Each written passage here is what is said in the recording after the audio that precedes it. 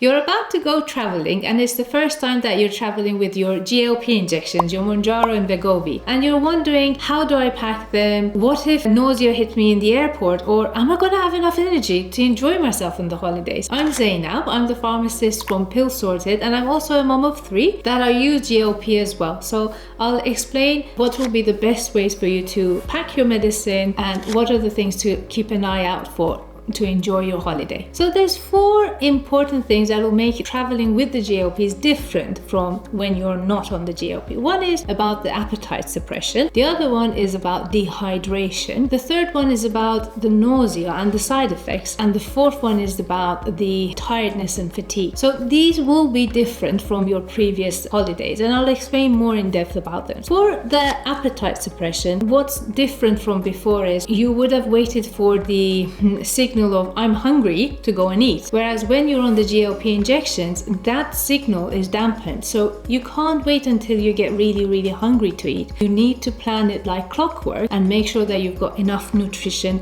getting to your body. The other one is dehydration. So dehydration is really important because again, it can dampen your thirst signal as well. Sticking to that 2 to 3 liters of liquids per day is really important, especially in the airport. On the plane, the cabin humidity is around 10 to 20%, so it's far below that 30 to 60% that we're used to in the other environment. So that also makes you quite dehydrated. Even a little bit of dehydration can cause a lot of headache, tiredness, and it will make it really uncomfortable. Make sure that you keep up with the fluids. The third one is about nausea. There's lots more triggers during traveling that can cause the nausea to come up. If, for example, you're out of your regular routines, if you haven't eaten enough, it's closed spaces with lots of smells and irregular meals, these can all trigger the side effects, especially nausea, to come up more. The last one that I want to talk about is actually the disrupted routine. A disrupted routine can cause a lot of different triggers in your body to start changing your appetite. So having a routine is extremely helpful for losing weight, so that when you disrupt that routine, it can affect your appetite. It might upregulate your sugar cravings. It might upregulate or change your sleeping. So these have got an important effect on each other, and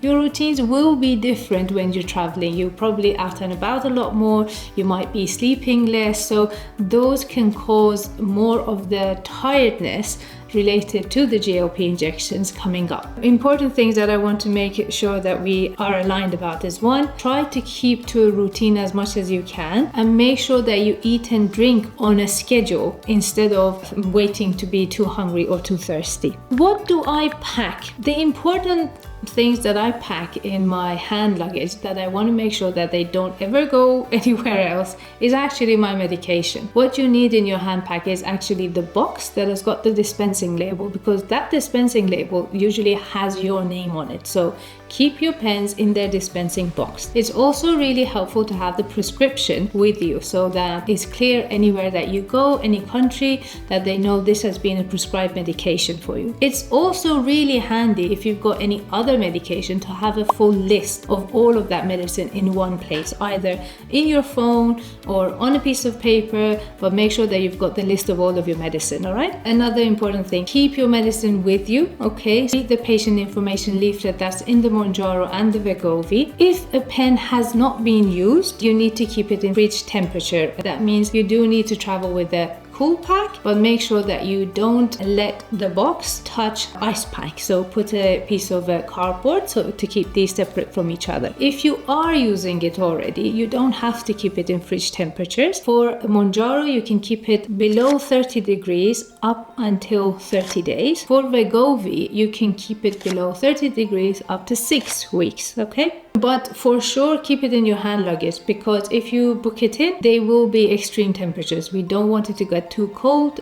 We don't want to get too hot. So keep it with yourself. Also, if you've got medication for your children, like their inhalers, make sure that you keep it. Some medicine are both time sensitive and temperature sensitive. The most important one is the antibiotics, liquid antibiotics for your children. Those you need to keep them in the fridge temperatures, sort of things as well. Or if they have diabetic medication and injection, they're pretty similar to the GLP injection. So you want to keep them in fridge temperatures, but if it's it's in use, you don't have to keep it in fridge temperature, but keep it with yourself. So that's one important thing that I always keep with me, the medication. The other one is for hydration. So I know it's quite annoying that you can't take too much water with you to check in for the travel, but the first thing that you get is a water bottle. Make sure that you have water with you in the airplane, and throughout your travel you always have some water at hand. You can keep electrolyte tablets with you as well. That could be healthy to instantly make you feel better faster. And the third one is have some snacks. There will be long periods of standing in queues, children get hungry very fast, and there's been so many times that I've been counting on the airport food or the airplane food and they're not being there. So keep something with you at all times. Things like dried fruits, crackers, nuts if you're not allergic to, crisps. These are really, really helpful. What you want to avoid about food is don't go for big meals, okay? It's harder to do that, especially when you're traveling and there's a lot of excitement around and all of that.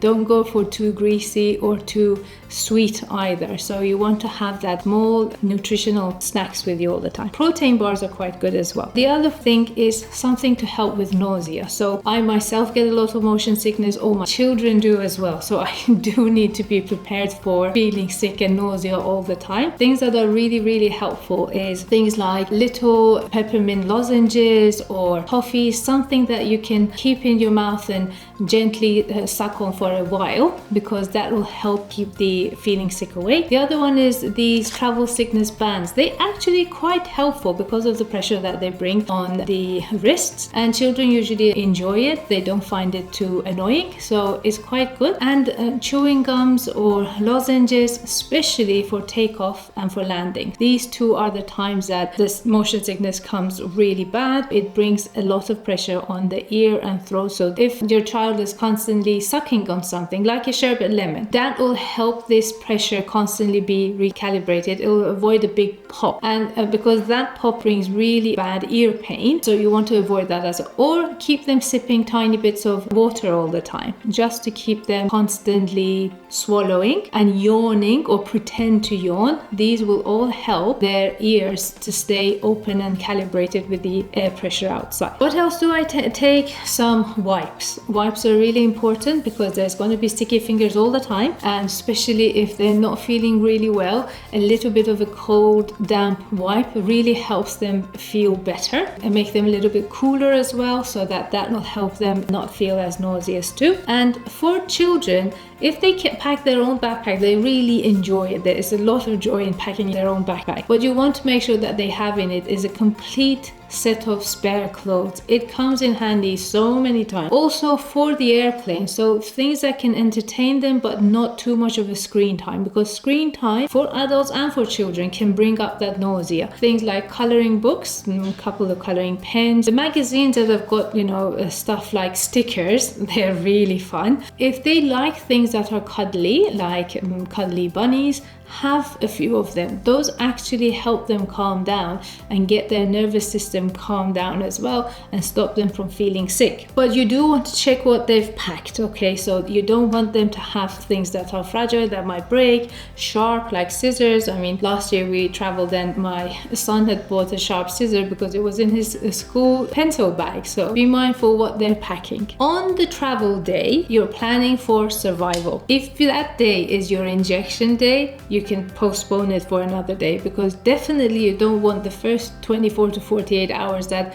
your side effects will be more to be at the same time that you're traveling. Your medicine is quite effective. It has a very long washout period, so you can play about with the injection day for a couple of days. That's perfectly fine. What do you need to do? Make sure that you've eaten, okay? So constantly having a small snack is really important. If you can, before you go out of the house, eat something. The important rule for not having side effects, especially nausea, is don't be too hungry, don't be too full. These two both can make it really worse. And the third one is take breaks from screen time. So sitting back, closing your eyes works for you and works for the children too. Rehydration, make sure that you drink plenty of liquids all the time throughout the travel. What are the things that you need to look out for? So as I said, you might not have the same signals of hunger or thirst as before. So if you feel that you're getting shaky, if you feel really, really tired, if you feel that the nausea is coming up, those are the times that your body is saying, I need more nutrition. when you get there, when you're planning for the holiday as well, the important things that you want to look out for is make the mornings usually slower, okay? So give yourself time to adjust to the new climate, new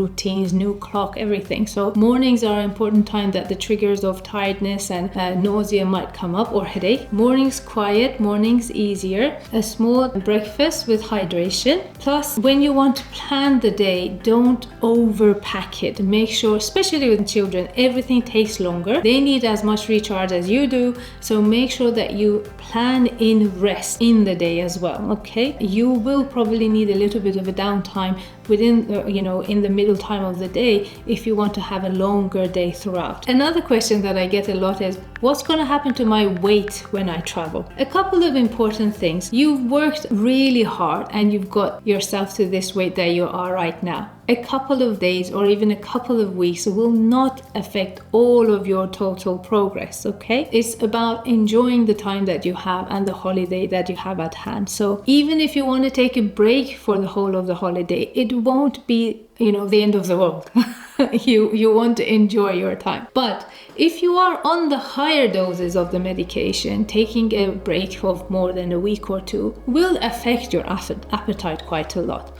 So if you want to carry on, that's perfectly fine. Just adjust and make the timings in the way that is manageable for you. So if you can keep to your routines as much as possible, that's great. If you have days that you're eating a little bit more, or if there are days that you're sleeping a little bit less, if you feel really, really tired, you can adjust your dose or take a break. Because more important than taking your injection is not eating enough food. If you don't eat enough food for whatever reason, being busy, food not being too palatable for you, whatever reason, if you don't eat enough nutrition, that will cause tiredness, that will cause you not being able to enjoy your holiday, and that's a worse outcome than taking a break, having a bit of a plateau, or needing to wait to get back to your routines afterwards. What are the things that you need to look out for? If you feel that you haven't drank enough fluids for 2 days in a row, and that's much less than you usually do, or if you've been doing activities that have had a lot of sweating, you've been exercising a lot more, those can bring severe dehydration. So signs would be dizziness, tiredness, very dark wee. These are signs that you're getting dehydrated. The other one is if you get really bad tummy aches, especially at the top of your tummy, or if you get nausea that you can't eat properly. Those are things that you need to get a specialist advice. But the first thing that would be is to rest, okay? If you get fever, that could be sign of infection. So those would need to be handled immediately. But if you don't have any fever, it's more about resting and giving your body enough time to recover. As a recap, I hope you enjoy your holidays. It's perfectly fine to travel with medication. There are lots and lots of people that travel and that are on medicine as well. Keep it realistic and manageable, and that's much more fun than a perfect holiday that you might be trying to do too much. This video is part of our travel health series. Feel free to subscribe to our channel and visit our website for that clinician-led health advice. Thank you.